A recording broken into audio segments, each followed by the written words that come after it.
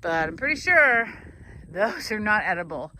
Those are not the berries that I'm gonna need to use to make some jelly or a pie or eat directly off the plant. Pretty sure if the birds aren't eating them, something's wrong.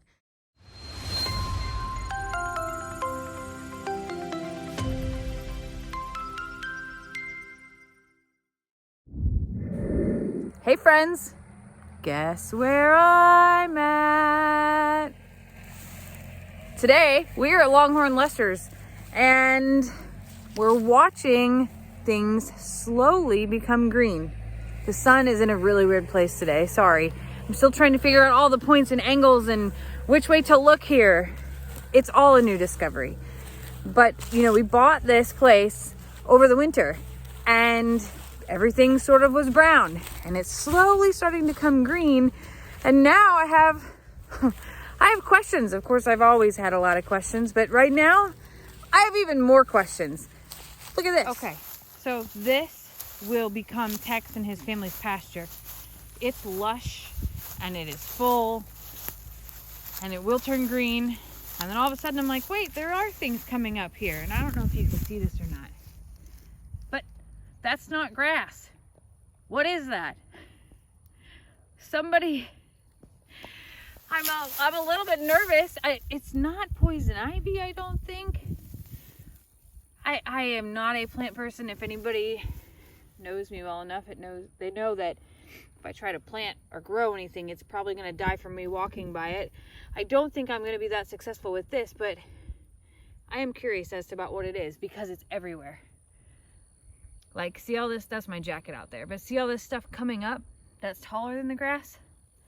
It has like a reddish purple stem with green sprigs that almost look like rosemary, but I know it's not rosemary. It can't be rosemary. Then we got some wild onions spiking up. I know those.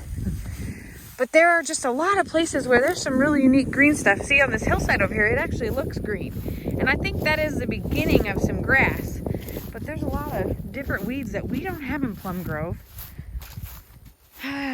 So, brings me to a little bit of concern because I don't like to talk about politics, but there's a lot going on in the world. And one of them that affects us directly is that China and Russia are big producers of fertilizer. And guess what they're not sharing this year? Fertilizer. So fertilizer helps your things grow, right? It also kills off any weeds. And while you can still get it for small projects, getting it for a large amount of acreage is probably not going to be in the cards because there's just no way you can order like a truckload of bags basically that will help this out. But there is quite a bit of different green coming up in here, which we expected, right? This is different type of soil, different things. I just don't know what it is. Now, if my grandpa Ralph was alive, he could come out here and point out every single thing. Like, I almost think that looks like ragweed. But I've never seen ragweed grow in Texas before, so not real sure what that is, actually. I will be spending some time Googling, but I'm certainly open to anyone that knows anything because we really don't have any of this in Plum Grove. The things that grow in Plum Grove are what I've been told is called stinging grass. I looked that up. That's actually like stinging nettles, which is like some sort of devil plant that I don't know why anyone would have created because to me it's absolutely useless. And it hurts. It hurts really bad. Now there's this thing. No idea what this is. We don't have this in Plum Grove either, but it's got little red berries all over it, like a holly leaf. I really don't know if that's what this is. I have no idea. It's like hedge, I guess, but it grows on the bottom of these gigantic trees. I think this is a live oak tree. I have a lot to learn out here, and I'm excited about learning it. Don't discredit me. What I mostly want to know is what's safe for the animals to eat, so I'll be doing a lot of research around that. What's it going to take to kill what isn't safe? And how are we besides with the animals, to maintain the pastures. But how are we going to keep the weeds out and make sure that the grass grows to the greatest capacity possible? There's a lot to do here, like a whole lot to do. And it's exciting. It's also nerve-wracking. And there's a lot of cleanup. Like, I can tell we had a windstorm here, and there are limbs down everywhere that need to be drugged and taken care of. And all I can say is I'm excited for the exercise. I love that it's cool out still, that it's not 100 degrees and I'm trying to do this. And I think that once you get it under control the first time, then it's a lot easier to maintain. And our cows will definitely help us do that. It's a little daunting to look at in the beginning because it's so much. And like I said, the fears around what's going on in the world and how that may affect us, or it affects people everywhere, because let's be honest, fertilizer is used to grow more than just hay. It's used to grow food for human beings. It's used to grow corn and wheat and beans. And I'm from the Midwest, and that's a big part of the Midwest and their economy. Farmers make up a very large amount of the middle of the United States. And if they don't have the tools and resources to do what they need to do, that affects everyone.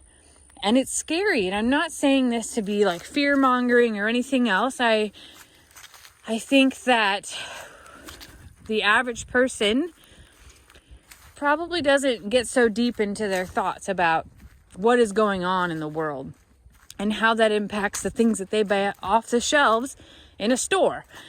I am not a grain farmer. I am not somebody who's a huge gardener or things like that. But I know what we have personally used fertilizer for, and how our animals thrive off of it, and how our animals utilize it to survive. The food that it produces anyway. So I just have some concerns. I'm sure that someone out there has some knowledge about what some of these weeds are, how I can get grass to grow higher than the weeds, because that's what we need out here. And it will. Don't get me wrong. This tiny little patch right here does not speak for the entire pasture. But what we don't want is for this tiny little patch to take over and double year after year after year. So we have to mitigate it and just make sure that it doesn't take over. Make sure that the grass is the primary source of food and fuel for for Tex and his family out here. And I just saw we got a lot of work to do there. Like a whole lot of work to do there.